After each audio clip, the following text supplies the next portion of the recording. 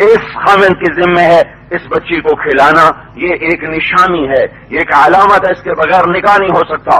پھر اللہ تبارک و تعالیٰ نے عربوں میں دستور تھا, بیٹیوں کو حصہ نہیں دیتے تھے اور ساری جائیداد بیٹے قبضہ لیتے تھے. ہمارے پنجاب کا بھی دستور ہے, میں بھی مردان سے ہو کے آ رہا ہوں, پٹھانوں کا بھی یہی دستور ہے اور سارے میرے خیال میں پاکستان میں یہی دستور ہے, بیٹیوں کو کوئی حصہ نہیں دیتا. اور یہ ذمہ دار تو بڑے ظالم ہیں. یہ تو جب وراثتی جائیداد منتقل ہوتی ہے بہنوں کی طرف تو وہ بھی پٹواریوں سے مل ملا کے اور بہنوں کو مجبور کر کے زمین اتروا کر اپنے نام لگا لیتے ہیں. اور پتہ نہیں تو مجھے تاجروں کا نہیں پتا, لیکن تاجر بھی کوئی نہیں دیتے, صرف جو جہیز دے دیا وہی ہے تیرا حصہ. اور میرے بھائیوں, جو بیٹیوں کو حصہ دیے بغیر مر گئے, نہ انہیں نمازیں قبر کے عذاب سے بچا سکیں گی, اور نہ انہیں حج, نہ روزہ, نہ تبلیغ, نہ تصوف, نہ مدرسہ, نہ ذکر, نہ تسبیح, نہ تلاوت. میرے بھائیوں, قرآن کے اتنے بڑے حصے کا انکار کر کے یہ لوگ مرتے ہیں جو بیٹیوں کو حصہ نہیں دیتے اور اپنے بیٹوں کے نام لگا دیتے ہیں. ان کو دوزخ کی آگ سے کوئی نہیں بچا سکے گا, ان کو قبر کے جھٹکے سے کوئی نہیں بچا سکے گا.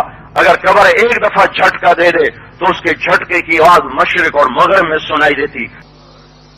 اور لوگ بہنوں کا حق چھین لیتے ہیں. اور اللہ شادی کے بعد بھی ترغیب دے رہا ہے کہ خرچ کرتے رہو بہنوں پر, ان کو دیتے رہو. ماں جنے کا کوئی بدل نہیں ہوا کرتا, ماں جنے کا کوئی بدل نہیں ہوا کرتا. بہن بھائیوں کے رشتے اتنے سستے نہیں ہیں کہ 4 ٹکوں پہ انہیں توڑ دیا جائے, 4 بول پہ اسے توڑ دیا جائے.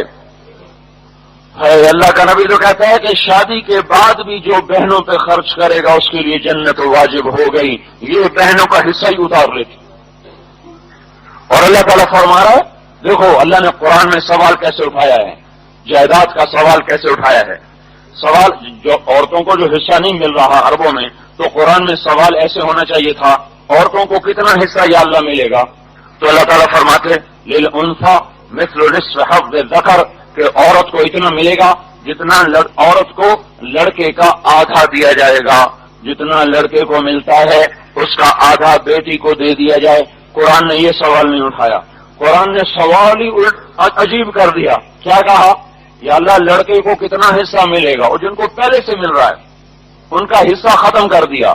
قرآن کا طرز یوں آ رہا ہے جیسے ان کا حصہ ہے ہی نہیں, پتہ ہی نہیں کہ ان کا حصہ ہوگا کتنا, پتہ ہی نہیں کہ ہوگا کتنا. تو قرآن نے یوں سوال اٹھایا, یا اللہ لڑکے کو کتنا دیں, ہمیں سمجھ میں نہیں آ رہا. تو اللہ تعالیٰ کہہ رہا ہے للذکر مثل حظ الانثیین, ہم نے بیٹیوں کا حق ثابت کر دیا ہے, ہم نے بیٹیوں کا حق واضح کر دیا ہے. 2 بیٹیوں کو جتنا ملنا چاہیے اتنا ایک بیٹے کو دے دیا جائے. یوں اللہ نے سوال کا جواب دیا ہے کہ لڑکوں کا حق ایک دفعہ اڑا دیا اور بیٹیوں کے حق کو ثابت کیا.